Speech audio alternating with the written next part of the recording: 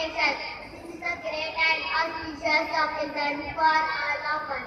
We should greet each other and pray to God for the development and prosperity of our nation.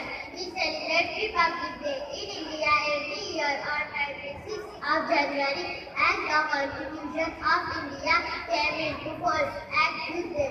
We are regularly celebrating the Republic Day of India since 1950. India is a democratic country where public is authorized to elect its leaders to lead the country.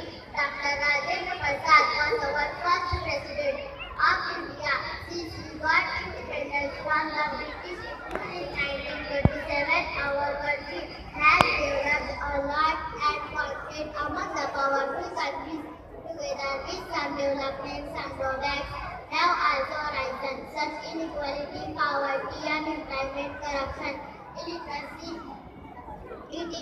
We need to take a place among the etc. We need to take a place today for solving such problems in the society to make our country the best country of the world. Thank you.